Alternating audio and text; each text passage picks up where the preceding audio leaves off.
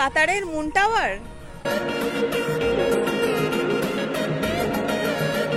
কল্যাণীকে তবে এবার টেক্কা দেবে।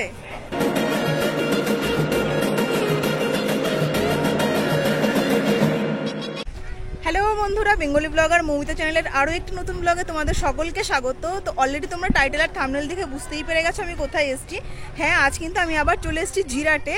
জিরাটের যে একটা বিখ্যাত প্যান্ডেল হচ্ছে কাতারের মুন টাওয়ার, তারই একটা নতুন আপডেট নিয়ে আমি তোমাদের সামনে চলে এসেছি। প্যান্ডেলের কাজ কিন্তু অনেকটাই এনারা এগিয়ে ফেলেছেন, সেটাই আজকে তোমাদের সঙ্গে শেয়ার করতে। চলো বেশি বকবক না করে শেয়ার করি। ফার্স্টেই তোমাদের দেখিয়ে দিই কত বড় মাঠটি, যেই মাঠে কিন্তু এই প্যান্ডেলটি তৈরি হচ্ছে। ওই কোনায় একটু জুম করে দেখাই, দেখো ওই পাশেই কিন্তু আছে ব্যানারটি, যেটি আগের বার এসে আমি তোমাদের সঙ্গে শেয়ার করেছিলাম। আর এই মাঠটাতে দেখো প্রচুর ভাইরা সব ফুটবল খেলছে, কারণ একটু আগে প্রচণ্ড বেশি পরিমাণে বৃষ্টি হয়েছে। আর আমি কিন্তু একদম এখন দাঁড়িয়ে আছি প্যান্ডেলের ঠিক সামনেটাতে। আর প্যান্ডেলটা যদি তোমাদের আমি দেখাই, দেখো আগের থেকে কিন্তু অনেকটাই কাজ এনারা এগিয়ে ফেলেছে। দেখতেই পাচ্ছ বাঁশের যে স্ট্রাকচার অনেকটাই উঠে গেছে, এখনও যদিও অনেকটাই কাজ বাকি। তো চলো এবার আস্তে আস্তে কাছে যাই, কাছে গিয়ে তোমাদের সঙ্গে শেয়ার করি।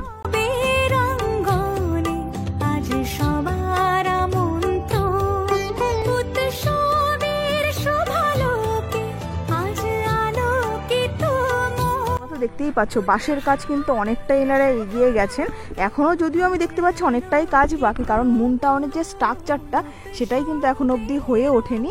যদিও বাঁশের স্ট্রাকচার হবে না, সেটা মেবি কাঠামের ওপরে, মানে যে কাঠের স্ট্রাকচারগুলো হয় তার ওপরে কিংবা প্লাইয়ের ওপরে আনবেন এনারা।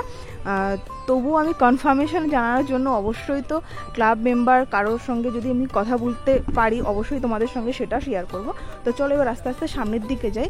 আমি আগেরবার যখন তোমাদেরকে দেখিয়েছিলাম, দেখো শুধুমাত্র ছোট্ট একটি প্যান্ডেল ছিল, আর এখন আমি দেখতে পাচ্ছি দেখো ভেতর দিয়ে যে মায়ের যে প্রতিমা, মায়ের যে বেদি, সেই বেদির কাছে কিন্তু অনেকটা প্যান্ডেল এনারা করে ফেলেছেন, সেটাই তোমাদের সঙ্গে শেয়ার করবো। তো চলো এবার আস্তে আস্তে সামনের দিকে এগোই। তো নমস্কার দাদা, ফার্স্টে আপনার পরিচয়টা যদি একটু দিয়ে দেন। আমি জিরাট আদি বারোয়ারি কমিটিরই একজন মেম্বার। আচ্ছা, বলছি এইটা নিয়ে আমার দ্বিতীয়বার আসা এখানে। তো অলরেডি তো আমরা দেখতেই পাচ্ছি অনেকটাই কাজ এগিয়ে গেছে। তো আপনাদের কাজ আর মোটামুটি বাসের স্ট্রাকচারটা কতদিনের মধ্যে কমপ্লিট দেখতে পাবো? আশা করা যায় আর 10 থেকে 12 দিনের মধ্যে বাসের স্ট্রাকচারটা কমপ্লিট হয়ে যাবে। আচ্ছা, আর বাসের স্ট্রাকচারের পরে তারপরে কিসের কাজ শুরু হবে? বাসের স্ট্রাকচারের পরে তারপরে আপনার কাঠের বাটামোর কাজ শুরু হবে, এবং কাঠের বাটামোর পরে প্লাই সেট করা হবে, তার উপরে কাচ সেট করা হবে। মানে টোটালি প্যান্ডেলটা তো কাচের উপরে হচ্ছে? টোটালি কাচ, এবং ভেতরের গলিটা থাকবে ক্রিস্টাল গ্লাসে। আচ্ছা, আর বলছি যে যেহেতু এখন অনেকটাই ওয়েদার খারাপ, তো আমি তো এসে দেখছি এখন আপাতত কোনো রকম কোনো কর্মকর্তারাই কাজ করছে না। তো কাজের শিডিউলটা কি আছে? কাজের শিডিউল এরা মোটামুটি 6টা থেকে 11টা-12টা অবধি কাজ করে, আবার সন্ধ্যের পর থেকে লাইট জ্বালিয়ে রাত্রি 10টা-11টা অবধি কাজ হয়। মানে বিশেষ করে রাতের দিকে বেশি কাজ হয়? তাতে অনেক মানুষের ভিড়ও জমে এখানে প্যান্ডেল দেখার জন্য। আচ্ছা, আর বলছি যে আমরা তো সবাই জানি, তবুও আপনার থেকে একবার শুনে নিতে চাই যে এই বছরের থিমটা কি আছে? এই বছর আমাদের থিম আছে কাতারের মুন টাওয়ার। আচ্ছা, কততম বর্ষ এই বছর? আমাদের 74তম বর্ষ।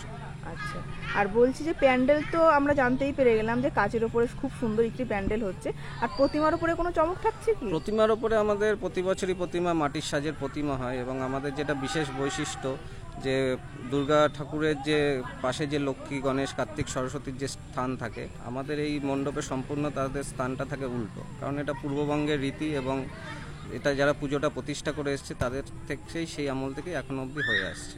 আচ্ছা, মানে সন্তানরা সব অপোজিট সাইডে থাকে, আমরা প্রত্যেকটা প্যান্ডেলে যেমন দেখে থাকি তার ভিন্ন, এখানে ভিন্ন, উল্টো দিকে। একদমই। আর বলছি দাদা বাজেট সম্বন্ধে কিছু বলবেন, মানে কেমন বাজেট? আমাদের টোটাল প্যান্ডেলের বাজেট হচ্ছে 19 লক্ষ টাকা, এবং মোট বাজেট আমাদের আনুমানিক 32 লক্ষ টাকা। আচ্ছা, আর বলছি দাদা আমরা তো দেখতেই পাচ্ছি অনেকটাই হাইট হয়ে গেছে, মোটামুটি কতটা হাইট থাকছে প্যান্ডেলটি? প্যান্ডেলের হাইট আনুমানিক 90 ফুট, এবং চওড়ায় থাকবে 120 ফুট। আচ্ছা, ঠিক আছে দাদা, অনেক ধন্যবাদ। তোমাদের বললাম বৃষ্টি হয়েছে, মাঠে কিন্তু প্রচণ্ড কাদা, জল হয়ে গেছে। তো তার ভেতরেই কিন্তু এগিয়ে যাচ্ছি তোমাদের সঙ্গে শেয়ার করব বলে।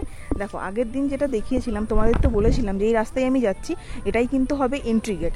মানে যখন দর্শনার্থীরা আসবেন এই রাস্তা দিয়ে আসবেন, মানে প্রচুর বড় প্যান্ডেল, তার মানে যেই মাঠটার মধ্যে হচ্ছে সেটাও কিন্তু অনেকটাই বড়।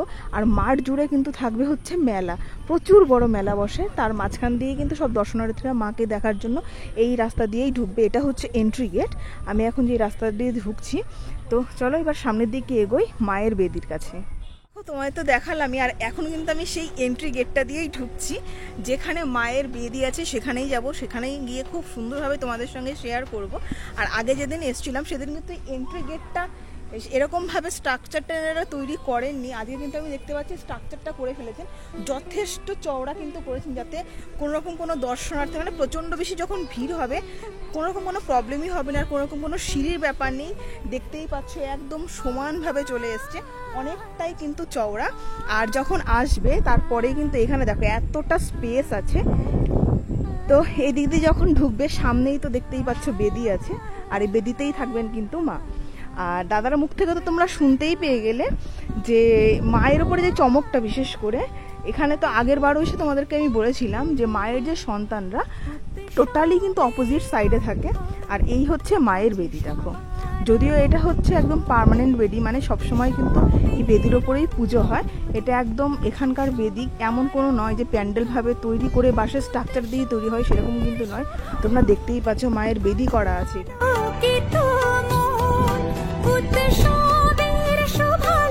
দেখো আমি কিন্তু এখন সামনে একদম দাঁড়িয়ে আছি বেদির সামনেটাতে, তোমাদের একটু ভালো করে বুঝিয়ে দিই। দেখো এদিক দিয়ে যখন তোমরা ঢুকবে মাকে দর্শন করবে এই রাস্তাটা দিয়ে এসে, আর তারপরে কিন্তু তোমরা বেরিয়ে যাবে। দেখো এই যে স্পেসটা আছে এটাই হচ্ছে এক্সিট গেট। আর দাদা যেটা বললেন আমাকে যে এখন অবধি ফুললি কনফার্ম হয়নি, দেখো এক্সিট গেটে এই সাইডটা দিয়ে ফাঁকা যে জায়গাটা দেখতে পাচ্ছ সেই জায়গা দিয়ে এক্সিট হতে পারে, কিংবা আমি একটু জুম করে দেখানোর চেষ্টা করবো। দেখো এন্ট্রি গেটের পাশ দিয়ে কিন্তু ছোট্ট একটা স্পেস রাখা হয়েছে।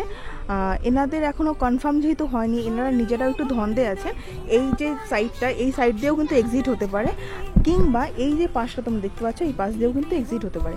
এই ব্যাপারটাই এখনও অবধি এনারা কনফার্মেশন কিছু জানাতে পারলেন না। কারণ কি বলতো, কারণ পুজোর সময় দেখো বৃষ্টি হতে পারে, আর তোমাদের তো মাঠটা দেখালামই কত বড় একটা মাঠ, মাঠে কিন্তু প্রচুর বড় মেলা বসে, মেলা স্বাভাবিক, প্রচুর প্রচুর স্টল বসে।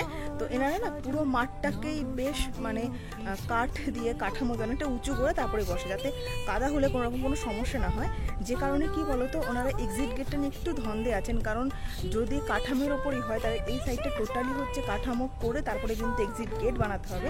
সেজন্য এখনও এনারা শিওর নয়, যদি সেরকমই হয় তাহলে এক্সিট গেটটা এই পাশ দিয়ে হবে, নইলে এন্ট্রি গেটের পাশ দিয়ে এক্সিট হবে। এই দুটো ব্যাপার নিয়ে এখন অবধি এনারা শিওর নয়, কিন্তু আমি যখন আবার নেক্সট আপডেট তোমাদের সঙ্গে শেয়ার করবো তখন মেবি আমি তোমাদেরকে ফুললি কনফার্ম জানিয়ে দিতে পারবো যে কোন দিক দিয়ে এন্ট্রি হচ্ছে। এন্ট্রি গেটটা তো শিওর হয়ে গেছে, এক্সিটটা কোন রাস্তায় হচ্ছে।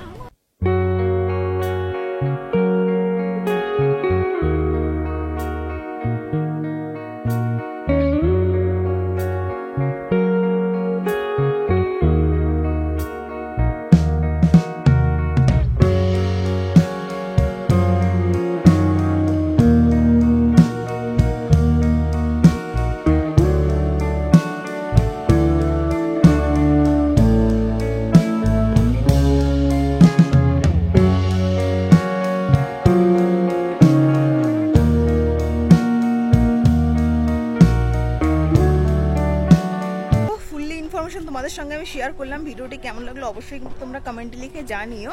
আর দাদার মুখ থেকে তো তোমরা শুনতেই পেলে, যখন কাঠের যে বাটামোর কাজগুলো হবে, ওই স্ট্রাকচারটা যখন আসবে না তখন কিন্তু দুর্দান্ত লাগবে, মানে অ্যাকচুয়াল যে শেপটা তখনই কিন্তু একমাত্র বোঝা যাবে। তো এই ছিল আজকের মতন আপডেট। ভিডিওটা কেমন লাগলো অবশ্যই তোমরা কমেন্টে লিখে জানিও। যদি কিছু ভালো লাগে লাইক অবশ্যই করো, চ্যানেলে নতুন হয়ে থাকলে চ্যানেলটাকে সাবস্ক্রাইব করো এরকম নতুন নতুন আরও অনেক ভিডিও পেতে। তো চলো আজকের মতন ব্যাস এইটুকুই। সবাই ভালো থেকো, সুস্থ থেকো, টাটা।